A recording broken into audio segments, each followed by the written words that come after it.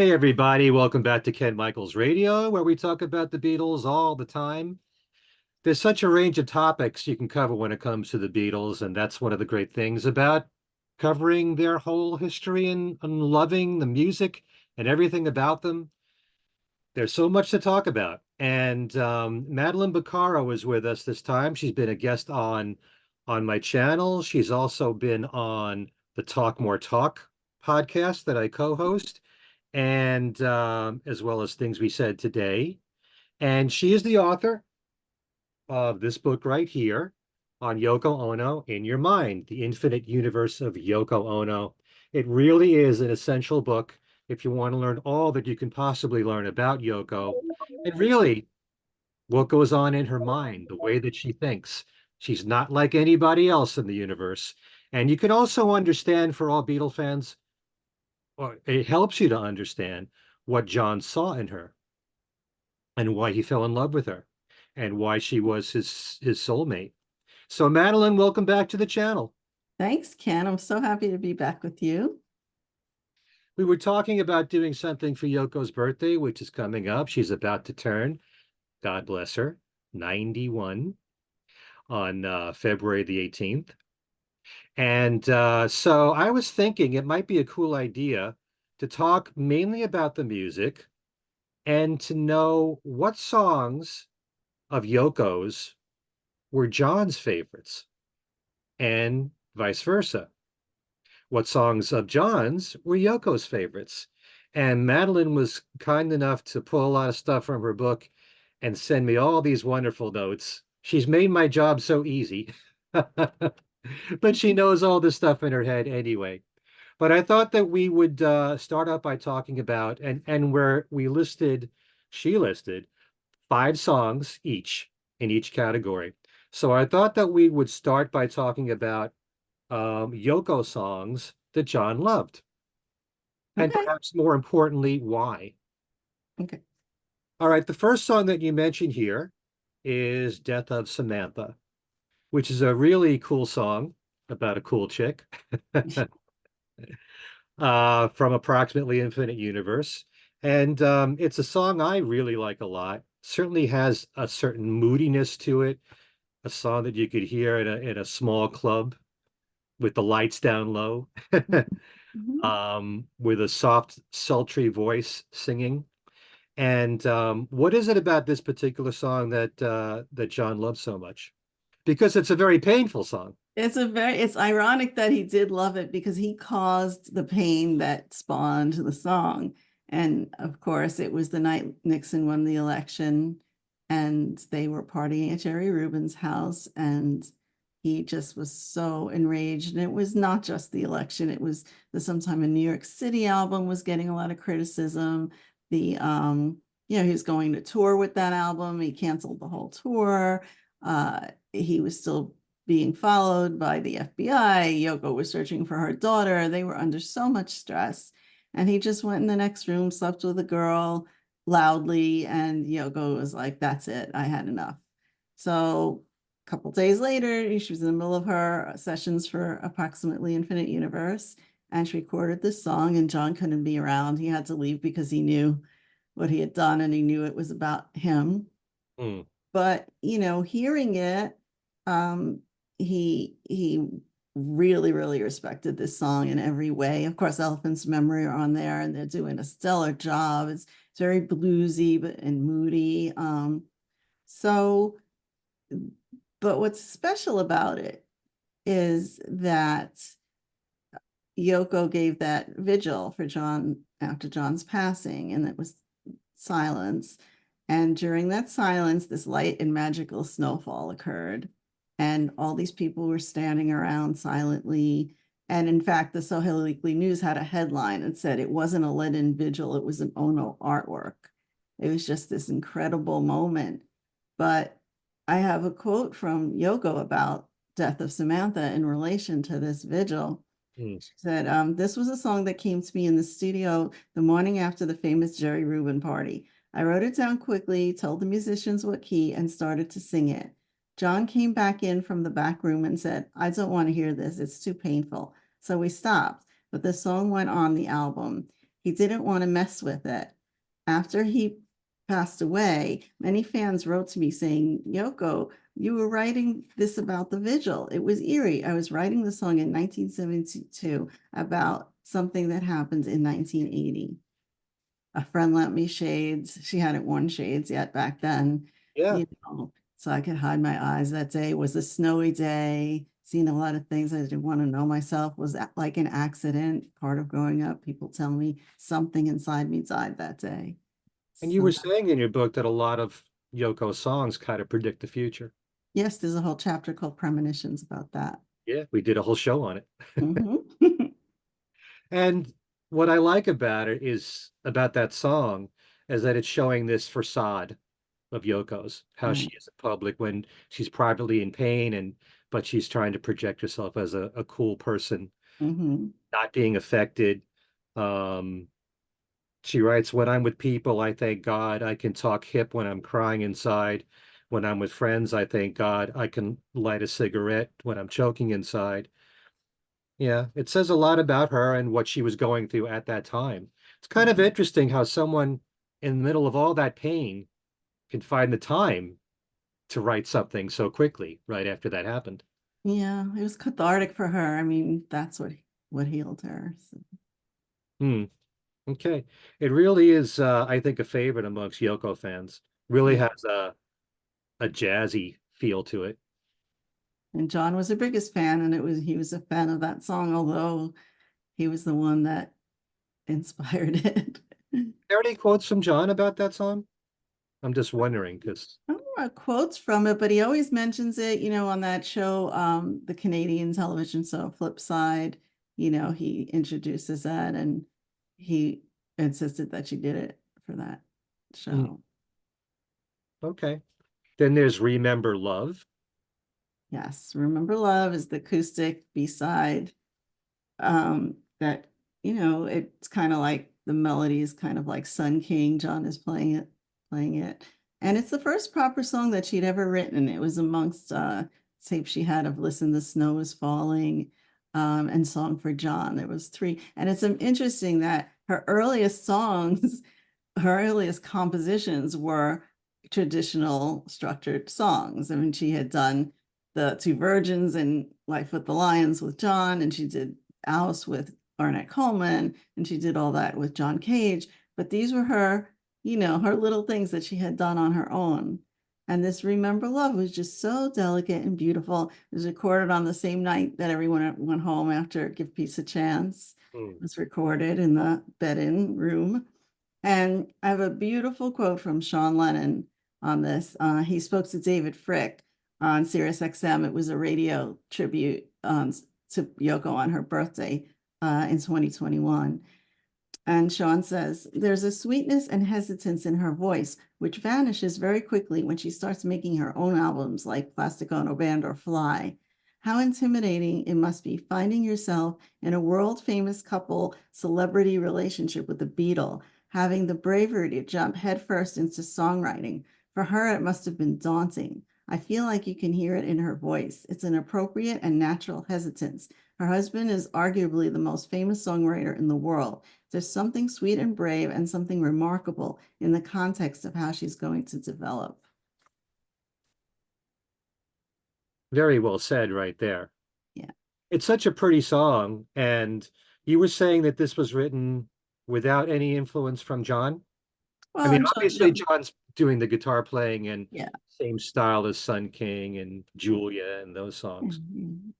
The So kind of guitar Yoko playing. came up with the But melody, I'm sure, and the words. I mean, she comes up with everything, the arrangements, the melodies, the words, and she tells the musicians what to play. But unfortunately, most of the time she had to tell John to tell the musicians because they wouldn't listen to her. So, right. or they couldn't believe that she would know enough or be correct in how the song should sound. Yeah. Because there's that learning that goes on between John and Yoko that Yoko taught John more of the avant-garde world and John taught Yoko more of the rock and roll world. But here is something that's, more of a traditional pop song. How influential at that point, that early on, was John in helping her in writing songs like these, or was it totally Yoko? She came to him with those little songs with the lyrics and the melody, and I'm sure he fleshed them out, but they were hers. Okay, I'm just wondering because it benefited both parties to teach each other Oh yeah, too, yeah. and Oh, they certainly helped each other. Yoko grew into a lot of the rock and roll that John loved so much. Right. All he had to give her was a beat and she went off and running, she had been out there, and when she had a beat and she started, she wanted certain things. She had a reggae kind of inspired song, Sisters or Sisters, and she had little doo-wop inflections in some of her work, and she was into it. She was into the rock and roll. Yeah. Yeah, Sisters Are Sisters not only has that reggae beat, but it also has a 50s feel to it. Hmm. Yeah. Yeah, So she could adapt to a lot of these different styles. definitely. Another song that you mentioned here is one of my favorites. I tend to really like her ballads a lot. I really like melodic stuff. Um, and Winter Song is one of them. Hmm. Um, just a personal favorite of mine would be like I Want My Love to Rest Tonight, which is really in the same kind of category, Hmm. very piano oriented. And Winter Song is very much like that. And you say here that John has repeatedly said that he wishes that he had written this song himself. Yes, he says it. And she had written that in a farmhouse where they were staying while John was asleep. And she said it was under a full moon. And, it has a lot of elements of nature in there. John plays guitar on it. Um, and she evokes it kind of Zen Buddhism kind of thing where she feels like she knows him for 1,000 years. And she says the bed is shining like an old scripture that's never been opened before. The lake is shining like a drop of Buddha's tears. All this beautiful imagery about her love for him. But she does say something that gives a premonition of mountains lie in the distance like the future we'd never reach. Right. So there's that. But it's a shimmering song and there's beautiful strings, and um it's just it's one of my favorites. I would have to say it's in my top five Yoko songs. Mm. You know And what you really learn when you take the time to just look at the lyrics is that even if you forget about the melody and the arrangement and everything, just as lyrics, they stand as poetry. oh yeah. They really are beautiful just by themselves. Um, I do like, all the lyrics of Winter Song, especially "The world must be dead, we must be the only heads ticking on the hillside like a leftover time bomb." Hmm. You know, I Yeah. know you now for what you are, and my mind still goes through ups and downs with yours. Yeah, it's and the lyrics flow so well with that melody. And the piano playing is just exquisite on that particular song. And that one was because she wrote it was Ron Frangipane. Is that how you pronounce I his think name? it's Ron Frangipane or something, but he did the strings orchestrations, and but he played keyboards on Sugar Sugar by the Archies. He was Right. instrumental in a lot of those songs. And um, yeah, he was a big time guy, and she hired him to do the orchestrations on that, and it was perfect. Yeah. It also says the producer was Wes Farrell, Hmm. who wrote a lot of songs for the Partridge Family. Hang on, Sloopy. Yeah. He And wrote a lot. actually, there's one Beatles song that he co-wrote. Was Farrell? What did he co-write? He co-wrote Boys. Oh, okay, One of yeah, three songwriters for that particular song. So that's there cool. is a Beatles connection there. Amazing. Uh, I had just read in Ken Womack's book on Mal Evans. Mal wanted to do a lot more songwriting, and people in the industry found out about this, and Wes Farrell wrote to him suggesting that they write together. So, Oh, but that never did happen. oh man. Wish I knew more about that, but Mhm. yeah. Oh, All right. incredible. Another song that you list here is Why. Yes. and That's really interesting. A lot of what you say in here is so true. There are moments in that particular recording where um, you can't tell the difference whether it's Yoko doing her screeching or John's guitar playing. Right. There's even a point in the song where it's like they're answering each other. Hmm. So I found it really interesting, and I'm sure John felt it very liberating to be able to Hmm. play the guitar that way on a particular song. Oh, sure. I mean, he was dying to break out. In fact, he was into the avant-garde before all of the others. He was into the work, the artwork, and the so he was in just jiving with her. He set up Ringo and Klaus Vormann and let her have at it. And the engineers, he wasn't even sure if they got it in the end because at the end of the song you hear him going, "Are you getting that?" I mean, what a tragedy if that track would have been lost or not recorded at all. Mm. Oh yeah. And I think in the beginning he yells out, "Hey," because she didn't know she was supposed to jump in. They were just jamming and he called her in and said, "Hey, do something here." And now we have this amazing track. And he loved it so much that on the radio show that was interviewing John and Yoko, they played it just to appease John, I'm sure. Mm. And they said, "What do you think of the song? Call in and tell us." And John's yelling out, "It's today's Tutti Frutti." And I guess in a world where that was as popular as Tutti Frutti, I don't know what kind of world that would be, but it still hasn't come to pass. It's just fascinating to know that John really liked to jam like this, Hmm. that he enjoyed something this spontaneous, and that's part of the magic of a track like that. Yeah. So John said something about the guitar. He said what she'd done for my guitar playing was to free it the way she'd freed her voice from all restrictions. I just played whatever I could to match her voice. And he told that to Anthony Fawcett. And he really, really loved that song. It's one of his favorite songs. Yeah, for people who wish that they heard more of John playing more lead guitar work, definitely investigate why. I wish he had done so much more like that. I do too. I wonder, Cambridge 1969 is somewhat like that, but it wasn't drum driven. It was really great when he had Ringo behind and Yoko. There was nothing like that. And also on a track like Why, I mean, Klaus Vormann, it's a very repetitive thing that he's playing on the bass, but it works so well for that song. It was a cooking jam there. Really good. Klaus and John and Ringo. The whole album, because when her sessions came out from that album with John's album, they're stuck in the back of the box on a Blu-ray disc, but they're amazing because you get to hear how the songs sounded live before they treated them. And it's funny because the treatment of them brings them like this whole ethereal quality. And the echo on Ringo's drums, he hardly recognized his own drumming later on. He's like, "Wait a minute, was that me?"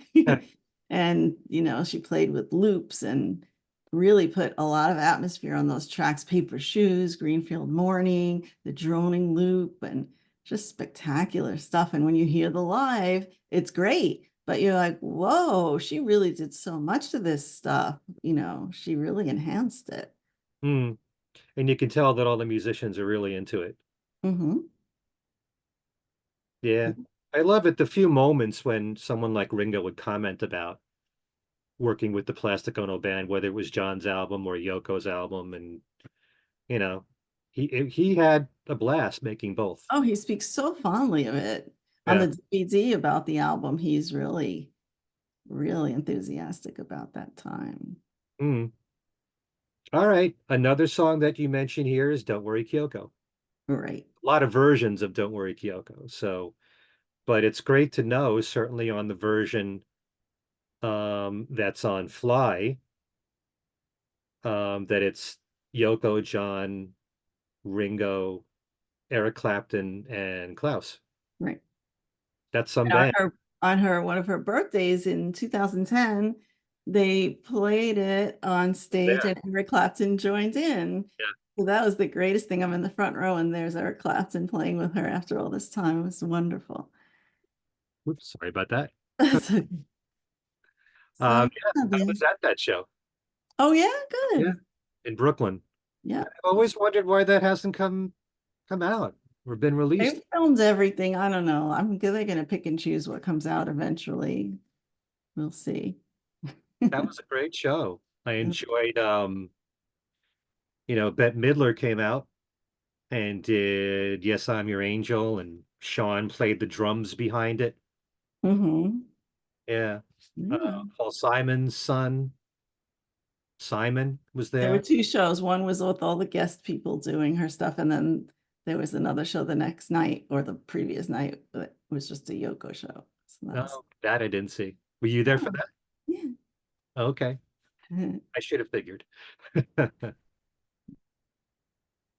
But don't worry, Kyoko. Why is this on your list? Well, this is a killer track. I love it. So, and John, of course. Um, of course, it's her plea to her missing daughter who had been absconded by her second husband. Um, and she literally thought, oh, I'll make a record and she'll hear it on the radio and she'll know I'm thinking of her. But this song was not very much on the radio, for number one. And what's so interesting about it is that what you hear on Fly is part of the song because the whole thing appears on as a bonus track on the Warzone Japanese release only. And you hear her just not singing and she's singing, and then she didn't even realize. She's just like, okay, that's it. And then they keep playing. And they keep playing for so long, she realizes, well, I better jump back in. And that's when she jumps in, and that's when the actual album track starts. But Right. there's so much great stuff for a few minutes before that, also, which we haven't heard until now. So that's amazing. Hmm. And then, of course, as I get older, I'm starting to realize the riff comes from Wake Up Little Susie. And then I'm hearing it everywhere I go. There's this Johnny Winter, I'm yours and whatever that's called. I'm yours and I'm hers, that Stones do that at Hyde Park. Hmm. And there's a Little Richard song, Green Power, that has that kind of riff. So, it's just a really cool riff and a really cool band playing. And live, it was spectacular. Live in Toronto. The Lyceum version is freaking A lot wild. of people point to that as being like the definitive version, Definitely. I love that but it's just a great jamming song.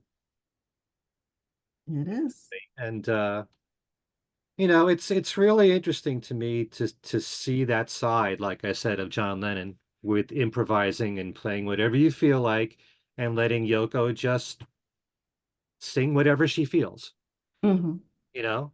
I mean, that kind of thing didn't really happen in the Beatles, except when they might have been jamming privately, publicly, certainly not. So it's Yeah. a whole other world that Yeah. that John entered mainly because of Yoko. It is. And that song appeared on Fly, and simultaneously he was recording Imagine. And he stuck to his own style on Imagine, but on Fly, she had him breaking out pretty much. And there's a quote from her on this that John is the first person I met who knows how to be free, and that's why he plays an important role in my pieces. Most of the pieces on Fly are centered around a dialogue between my voice and John's guitar. John and I crawl, roll, and fly together. John brought in musicians that are fine samurais. John, as a rhythm guitarist, leads the rhythm track. He pushes them, drops them, chases them, and frees them. He makes it easy for them to fly with me. So in a way, he's our little musical director. Yeah. I mean, this is a whole other way of expressing yourself with your art. It is. And then the song had cover versions, of course, by the B-52s and the Tater Tots, who were nuts, and Yola Tango. So that's that song. I love it.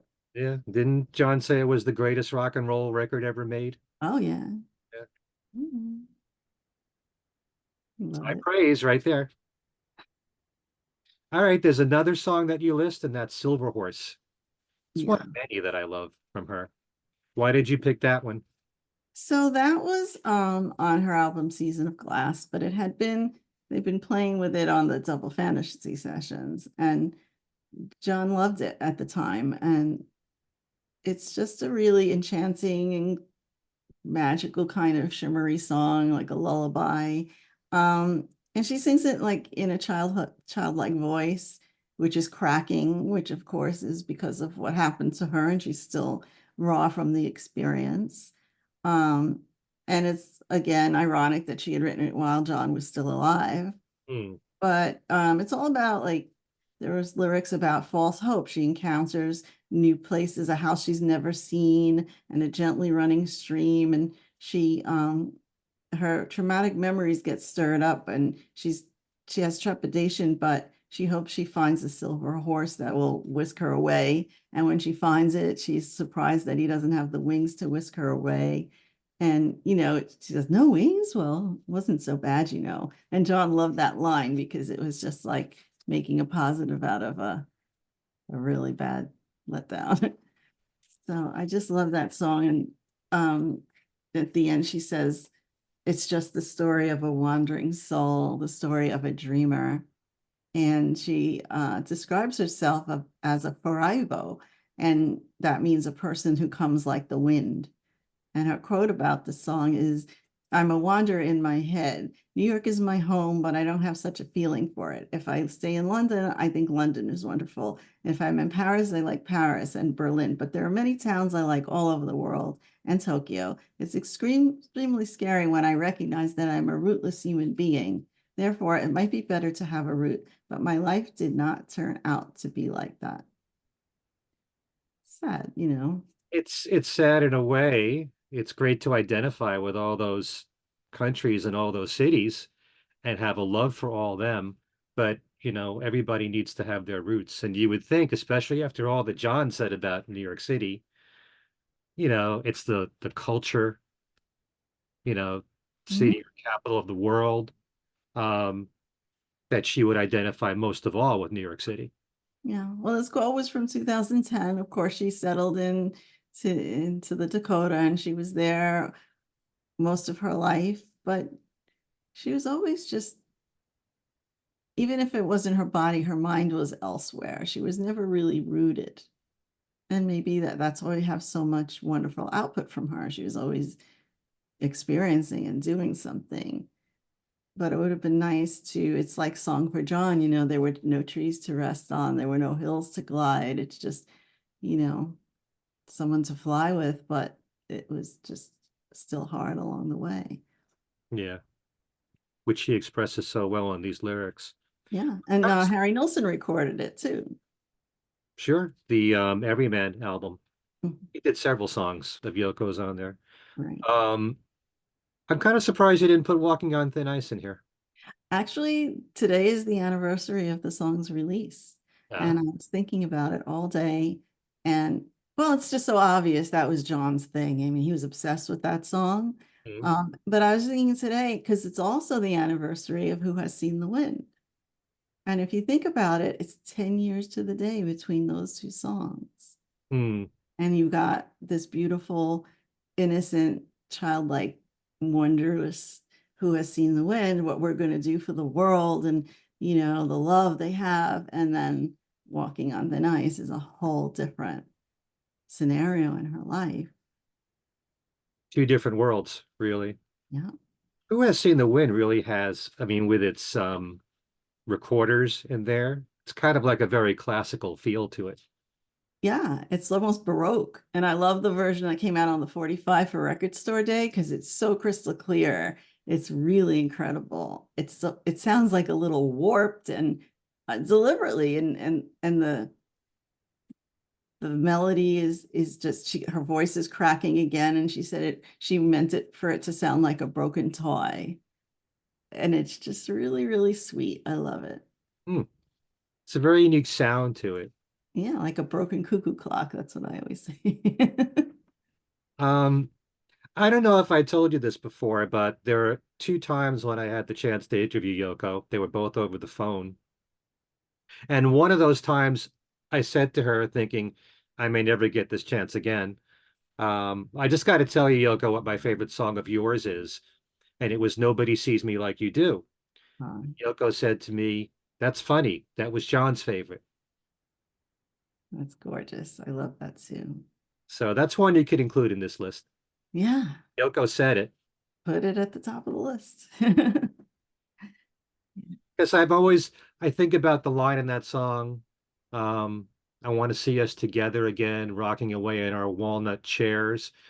I'm thinking about what John said before he died about he wanted to have a life, far ahead in the future with Yoko, looking out at what is it, at the ocean or something, Yeah. in Yeah, he rocking was thinking chairs, of something like. in rocking chairs. He was thinking of that Dornish island that he owned, and that's where they would retire to. And of course, never happened. And Yoko eventually I think she let some farmers live on that island for a while, and then she sold it and donated the proceeds to a children's charity in Ireland. Hmm, okay.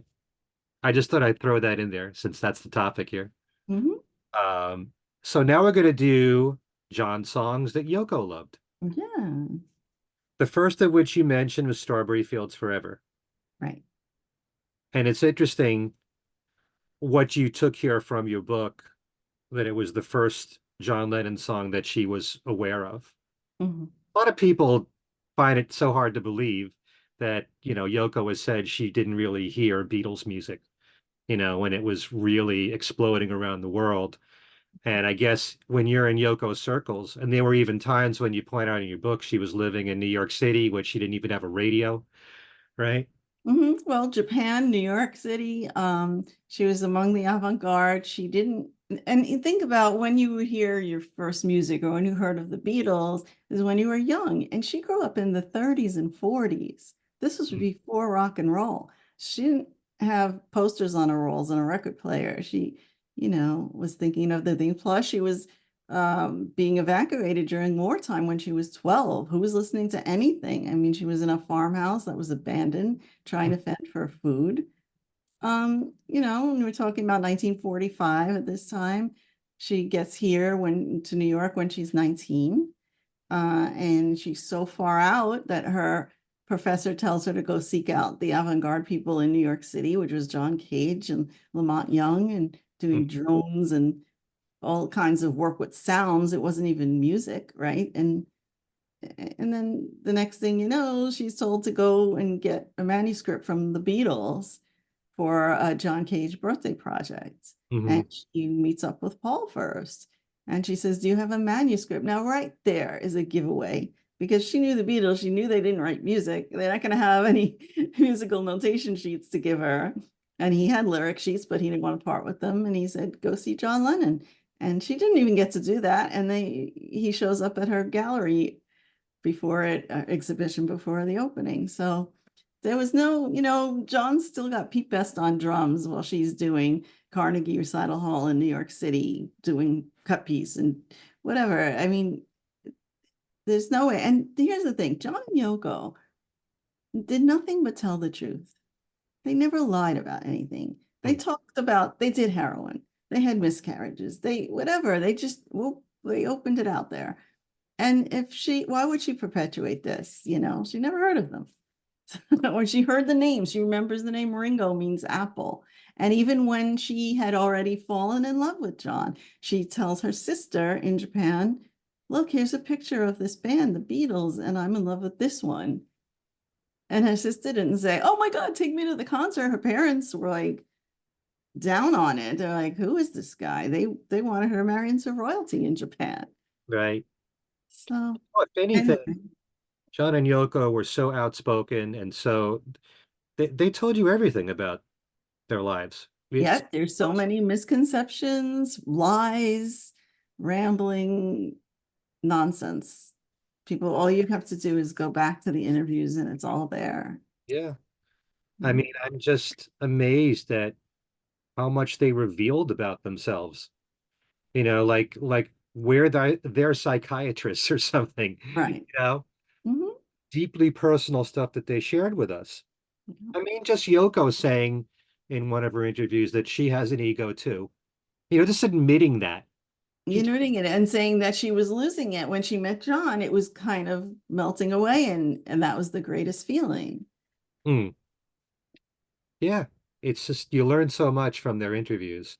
Yeah, It gets a little frustrating with someone like John because John changed his opinion so often, but whatever he would say in the moment was exactly how he felt. right. He meant it at the moment. That's Yeah. true.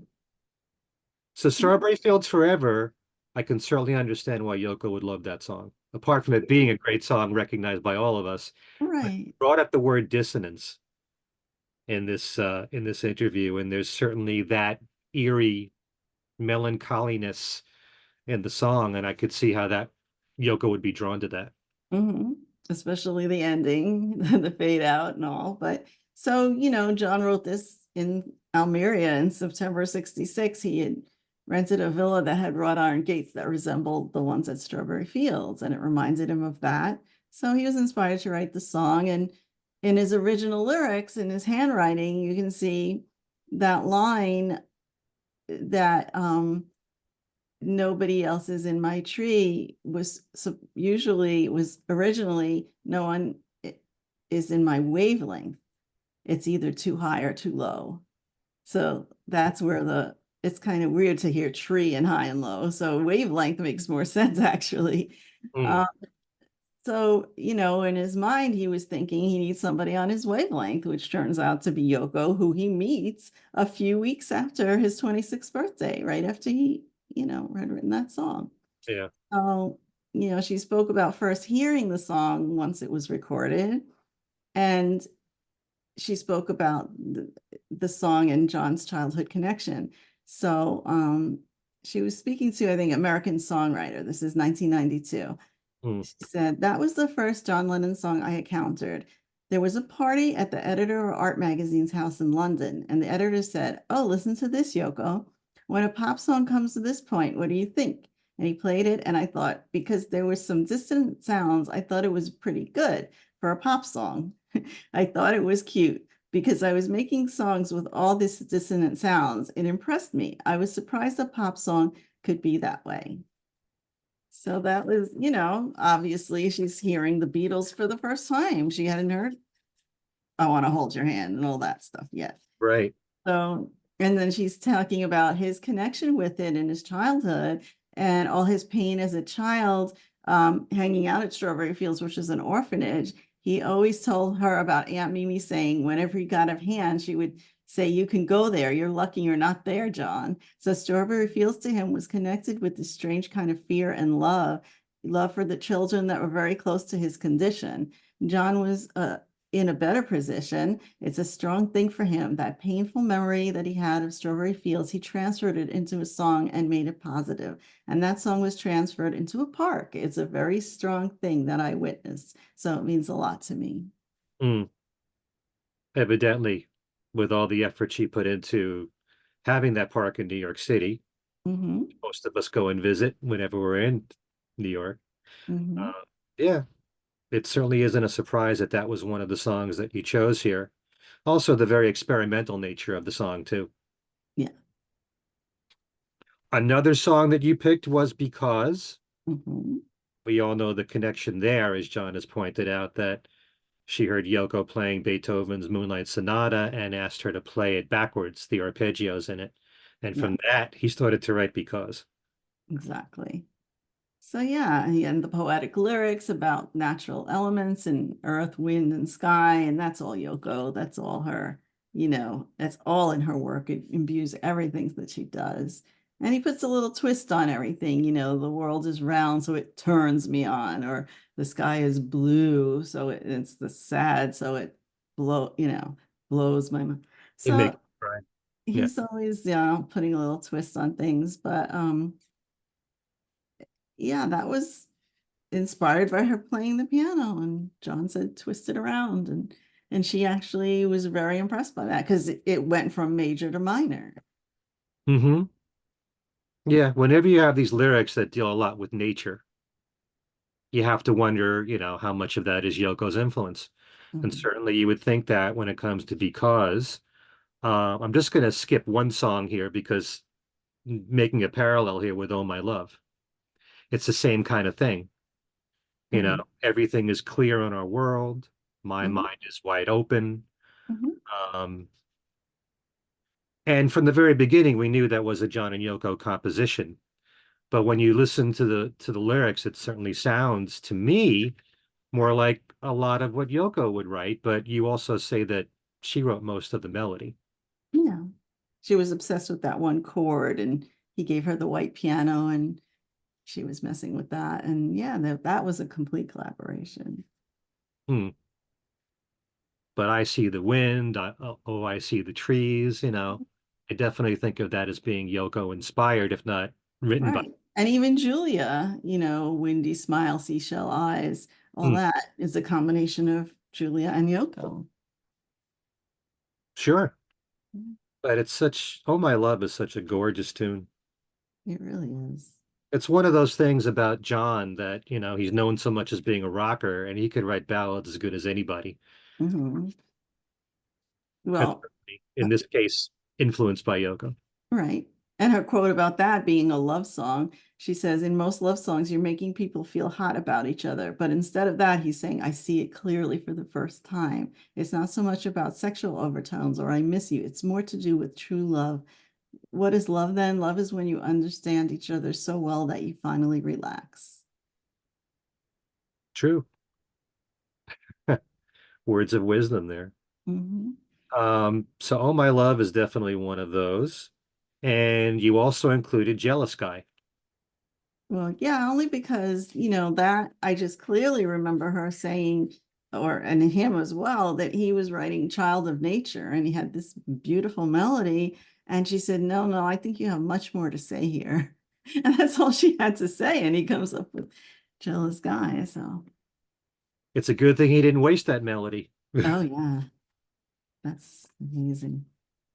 That's another one of John's great ballads in his solo career. I'm also a little surprised considering, there's a lot of confessional stuff and apologetic stuff that John wrote. I Assume Is Sen, Jealous Guy obviously is one of them, and Mhm. certainly a song like Woman. I would Mhm. have thought that Woman might have been on this list, but What, one of Yoko's favorites? yeah. Oh, I'm sure it is one of hers, but yeah, but you asked me to pick five, so I had to pick Revolution 9, right? Well, we'll have to do another show so we can do another time. But yeah. So the last one that you put in here is Revolution 9. Yeah. And obviously the big influence there with Yoko being part of that track. And apart from it being so completely out there at the time, um, why else would you include that one? Because of Yoko's influence mainly? It was one of the first things they really did together. I mean, it was a track. It wasn't just the two versions full size, Life with the Lawn. This was a track, and um she was in her glory with this, she was working with John, George was participating, and I think Paul was probably appreciative of it. He wouldn't have allowed it to be on the album, right? I mean, he wasn't. And there's a great quote from Paul. He was into the avant-garde before John, Hmm. but John usurped him, really. Nobody, he was keeping it quiet. He didn't want anyone to know he was messing around with that kind of stuff. And he was going to those concerts of the 12-tone composers and everything. But Paul, this is the best Paul quote ever in Q magazine in 1997. He Hmm. said, I got a bit pissed off that John became the avant-garde one because 2, 3 years before John got loose, I was going to a lot of concerts. He was living out in Weybridge, pipe and slippers time. I didn't want to say I did it first, but it was niggling me that it was going down in posterity that John was the cool one and Paul was a bit soppy. I did a loop symphony. I was going to all these concerts and of experimental composers, and the loops would find their way onto Tomorrow Never Knows. But the symphony was just for me and my mates. And I said to John, I've got all this stuff and I'm thinking of putting it out as an album titled Paul McCartney Goes Too Far. And John said, brilliant, man, do it, please. So, he should have just come out sooner. And John would be Well, receptive. he didn't think it was appropriate for a Beatles album. No. It's going too far for the Beatles, Yeah. you know. And I think that George Martin certainly felt that way, you know. This is Yeah. what you expect. I mean, the Beatles did so much experimentation on their records. They were Hmm. always breaking new ground with their new albums, but this would have been there's still fans out there that still don't care for it or understand it Hmm.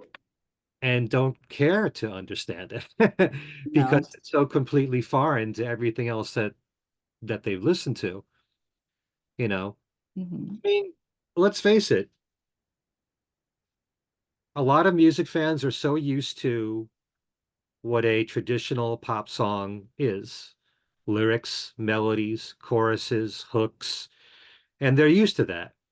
This is something that's not like sheet music. It's nothing that's repetitive. It's nothing Right. that sticks in your brain. It's a sound collage. So it belongs kind of in a different category, but it's still art. Right. That's the whole thing. Some people listen to music and some people listen to sounds, and And there's John some was certainly appreciation so for. into it. Yeah, yeah. But strangely enough, a few times when Yoko's been asked what's her favorite Beatles song, she says "The Fool on the Hill." And she says, yeah, it's not the most important song that Paul wrote, but it's beautiful, it's genuine, there's depth to it. People want to take sides. If they're into John, they're exclusively into John. But I think Paul's songs are equally important. So that's cool. Good for her. Yeah. I kind of wish I knew how much George Harrison was involved with Revolution Number Nine. I've Yeah. always heard that he took part in it. How much we don't know. No. But, most of the stuff that was picked for that, all the tape loops, stuff from the EMI archive, their music library and sounds that they had there, especially this engineer that kept saying this is tape number 9, and John would use that. Um, and just to see, what did John pick? What did Yoko pick? Would have been really cool to find out. Oh, yeah. So wish there was a video of that. Oh, goodness. I think Hopefully we'd somewhere. kind of be glued to that. I know I would. All right, so this has been wonderful, suggesting these particular songs that John and Yoko loved of each other. Mhm. And we'll have to have you on again to discuss something else concerning Yoko. There's so much. And again, Yoko, God bless you. Happy 91st birthday coming up. Yeah, And what's today's date? The 6th, so 12 days from today. 18. And thank you for all the great work you've done for yourself and keeping John's memory alive. And thank you, Madeline, for this fine book. Again, it's called In Your Mind, The Infinite Universe of Yoko Ono, where you can find many of the quotes that Madeline's been reading on the show today. And thanks so much to all of you for watching, and we'll see you soon. Take care. Thanks, Ken.